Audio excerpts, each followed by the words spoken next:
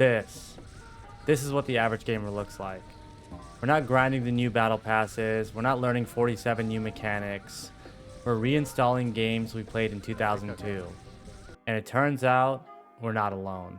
According to Matthew Ball, in 2024, gamers spent 72% of their time on titles 6 years or older across PC, PlayStation, and Xbox. Only 7% of time was spent on brand new IP outside of annual releases like Madden.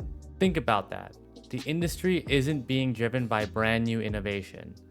It's being driven by comfort, familiarity, nostalgia, and the developers know it. Look at Blizzard Entertainment. They just released new content, including a new class and quality of life updates for Diablo II, a game that is more than 25 years old. Why, you ask? Because guys like me will absolutely boot up Diablo 2 to relive our glory days. And if the new content performs well, don't be surprised if we get more, maybe even a new act. At least I hope so. As an old gamer, I love this approach. Give me something familiar, but make it fresh. Now let's be honest, this trend makes perfect sense. The average gamer today is in their mid-30s. They probably have a full-time job. Maybe they're married, maybe they have kids. So they have more discretionary income, but less time to spend. And a much lower tolerance for learning entirely new systems. We don't have 150 hours to spend on a tutorial. We want something we already understand, with a twist. From a business standpoint, it's genius. Older gamers have money. You give them nostalgia plus new content, that's a layup. Why would a business invest hundreds of millions of dollars in a new IP that has a large chance of failing according to new data, when they could invest a fraction of that into old games where most gamers are spending their time? That ROI is hard to ignore.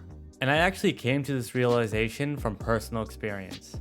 My friend and I were considering purchasing Baldur's Gate 3, so we decided to watch a stream to get a feel for the gameplay. And when we saw the amount of buttons, the inventory management, and the insane amount of dialogue that it takes to play this game, we both immediately said nope and booted up StarCraft instead.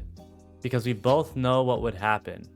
We would buy Baldur's Gate 3, maybe play for 10 or 20 hours, and then put it down, never to return. This is what the average gamer looks like today.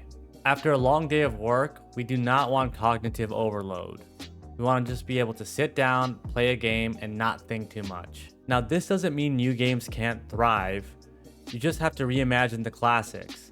Take Teenage Mutant Ninja Turtles Splintered Fate, for example. It took that classic arcade beat-em-up style and tuned it into 4-player co-op, roguelike progression, and RPG mechanics. And my friends and I loved it. It felt nostalgic, but it plays modern. That's the sweet spot. Not full reinvention, but evolution with memory intact. And here's where it gets interesting. The gaming industry is splitting generationally because of this. Younger players are living inside Roblox. Quick sessions, infinite progressions, social-like designs, and mobile-style dopamine loops. And on the other side, older gamers prefer legacy titles, comfort franchises, and familiar mechanics. These are almost two separate gaming economies. One is about speed and scale, and the other one is about mastery and memory. Now, with this trend in mind, the one real question that emerges is, who does the gaming industry cater to? Gen Alpha or the millennials? Only time will tell, but here's what I think happens next. The traditional publishers will go after the millennials, because Roblox has a stranglehold on Gen Z. According to Matthew Ball's data, in 2025, Roblox's monthly hours of engagement are as high as Steam, PlayStation, and Fortnite combined. That's insane. So if Roblox is consuming more of Gen Z's playtime, then traditional publishers may double down on remasters, more legacy DLC, recycling franchises, and taking less risky bets on new IP. Because the safest investment in gaming right now is nostalgia, and companies know it. So yeah, this is what the average gamer looks like. Reinstalling 20-year-old titles, complaining about new mechanics, and hoping developers drop new DLC for an old title. Gaming didn't regress, it matured with us. And with that, I'm gonna let y'all go.